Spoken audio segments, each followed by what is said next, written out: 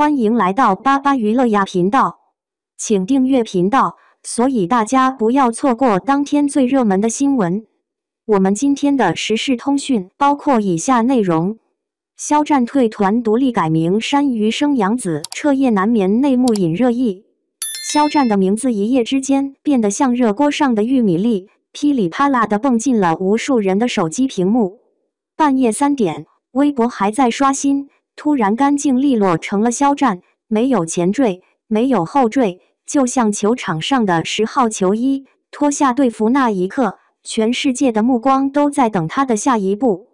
杨紫估计真没睡好，那种反复翻身的夜，谁没经历过？一行新简介能让人脑子里上演1000遍回忆杀。有趣的是，肖战不仅换了个名头，还顺手把余生请多指教从个人作品介绍里请了出去。这事儿一爆，粉丝立马炸锅，有的在弹幕区刷青春回忆被清空，有的直接怀疑人生，说好的 CP 呢？说好的合作情谊呢？你要说肖战是狠人，倒也不算冤枉，毕竟简介只能留3部作品，这就像高考志愿填报，名额有限，能进名单的都是硬核选手。他选了《陈情令》，选了《藏海传》，最后留给央视正剧梦中的那片海一张王牌，剩下的余生只能委屈在角落里默默流泪。其实，肖战这波操作放在体育圈里，像极了那些年 C 罗换队、詹姆斯回归骑士的剧情。球迷总希望传奇不散场，但人家一转身就换了主场，换了球衣，粉丝哭，老板笑。娱乐圈一样，流量和自我定位才是永远不变的赛道。肖战从团体少年变成独立演员，这一步不只是去团化，更像是职业生涯的再一次投胎。你以为这是情怀的尽头，其实是 KPI 的起点。杨紫的失眠夜，怎么说呢？多少带点成年人世界的无力感。他和肖战在余生里的互动、幕后花絮，甚至一张合照，曾被粉丝剪成千万条短视频，热度一度冲上娱乐圈 SEO 关键词榜首。可惜在代表作这条严苛的赛道上，青春甜剧终究拼不过大 IP 和央视剧的背景板。你说是遗憾吗？可能更多是现实的无情。杨紫在剧组里闹腾过，深夜点过小龙虾，最后还是要一个人面对夜色。手机亮屏时，合伙人的名字已经不见了。有意思的是，观众看得分外认真，热搜上一片情感涌动。有人连夜考古肖战微博，有人刷起余生经典片段当告别仪式。可回头想想，娱乐圈的合作像极了足球场的临时拼队，上一秒并肩作战，下一秒各自为战。谁没在生活里遇到过这种事？同事今天还一起加班，明天简历里就只有自己在闪光。说到权衡利弊，肖战的选择其实不难理解。豆瓣分数、全球榜单、央视认可，每一项都不是随便来的。你不可能抱着旧照片过一辈子，尤其在这个流量像水龙头一样开关自如的行业。肖战删掉余生，不只是割舍，更像是把自己从糖分超标的偶像剧阵营里硬生生拎出来，扔进更高级别的竞技场。毕竟谁都知道，观众的记忆只有一平长，热搜的记忆比你还短。想想杨幂当年和嘉行解绑，孙杨离开国家队，娱乐圈、体育圈、职场，谁不是在一边怀念旧时光，一边默默清空朋友圈？粉丝闹归闹，肖战的团队绝不会跟着情绪走。简介里能留下的，都是资本、数据、市场的共同产物。你说人情重要，资本冷血，可要真把余生留在简介里，难不成把陈情令挤下去？其实，网友的嘴比数据还快。有人开始给肖战贴冷漠标签，有人觉得他有远见，还有人开始怀疑杨紫会不会拉黑他。网络世界就是这样，你一动，评论区就地震。可现实里，谁的社交圈不是这样？昨天的合作无间，今天各自为营。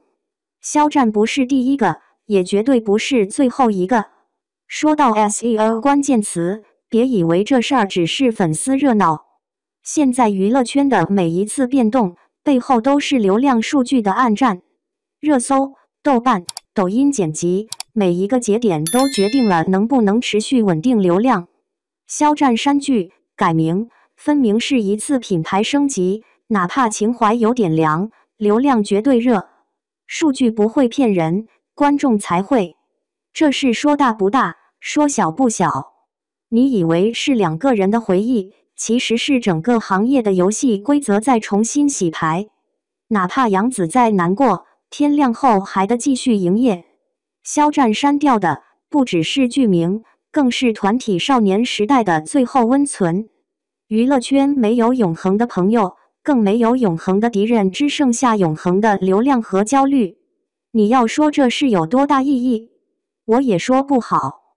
毕竟等下一个热搜来的时候，这场风波就像深夜的闹钟，想过就过去了。你还会为肖战删掉余生难过多久？或者你在乎的其实只是自己在某个深夜里的青春记忆。杨紫肖战余生风波背后，流量、友情与娱乐圈的人情冷暖。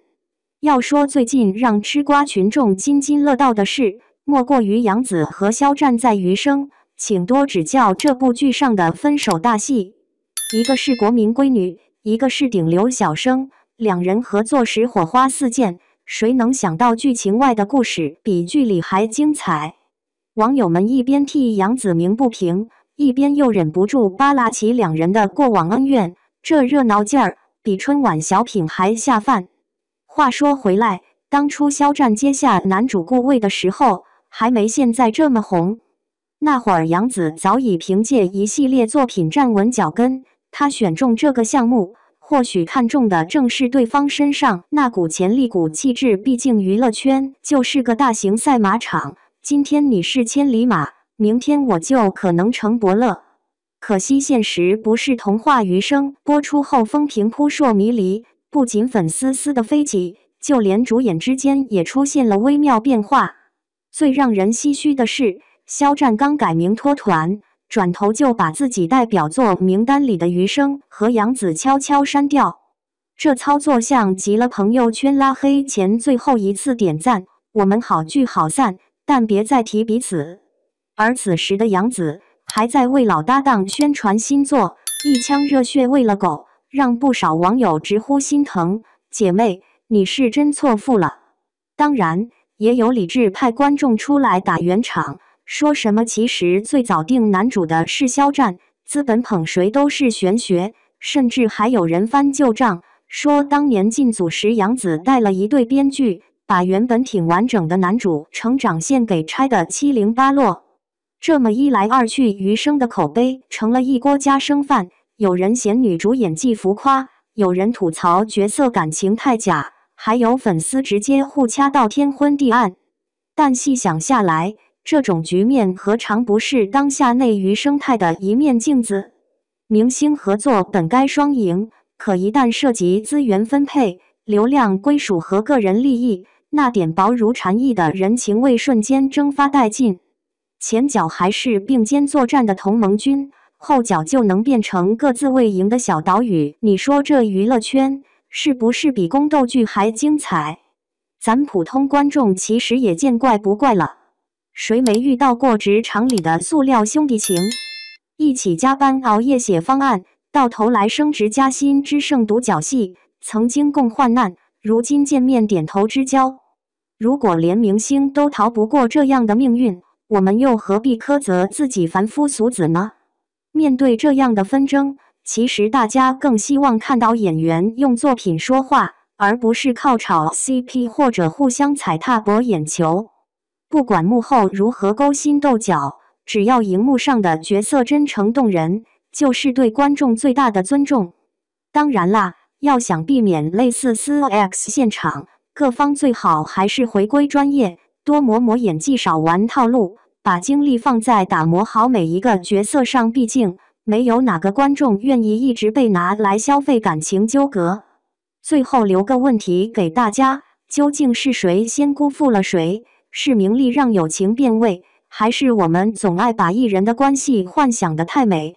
吃瓜群众突然悟了，在这光鲜亮丽背后，我们是不是也该学会保护自己的善良，不再轻易投入无谓的期待呢？